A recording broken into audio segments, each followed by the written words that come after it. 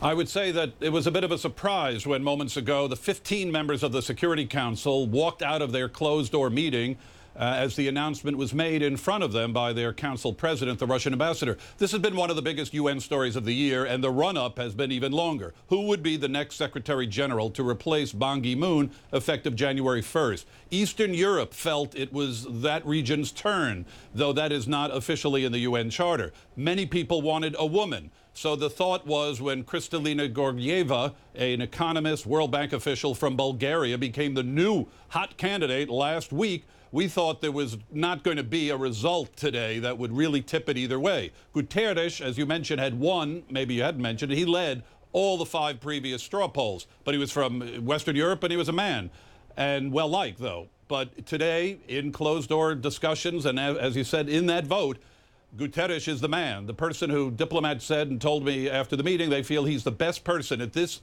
very troubled time for the world and the UN, the best person to lead the organization. Becky. Why?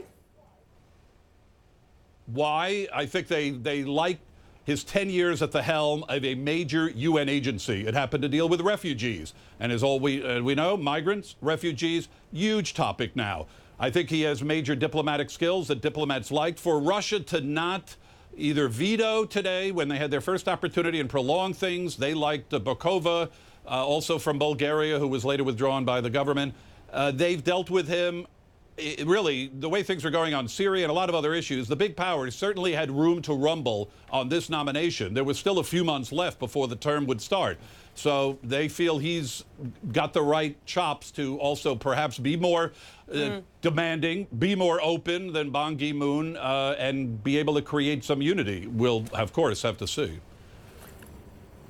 When Georgieva entered the race, as you rightly point out, a sort of last-minute entry, as it were, she was I think I'm right in saying, the 13th candidate to enter the race and the 7th woman. And there was a lot of momentum around the sort of portfolios of those women, not least Helen Clark, who has been around, 2-time Prime Minister of New Zealand. Many, many people thought it's about time that a woman got this job. In the end, though, if it is Antonio, what is the scope of this job and just how important is it these days? A lot of people, Richard, concerned about the legitimacy of the UN, given what we've seen just over the issue of Syria, for example, the lack of real progress that the United Nations envoy, for example, has been able to make, not for want of trying, but the progress just isn't there. Just how important a job is this now on the world stage? The UN, by many countries, is still seen as an honest broker, as the place to go to maybe help settle various disputes, but you need the parties to sign on. The Council, the Security Council, remains heavily divided on Syria. Is Guterres going to be able to walk in and say to Putin in Russia and Obama in Washington, this is the way I see it? No.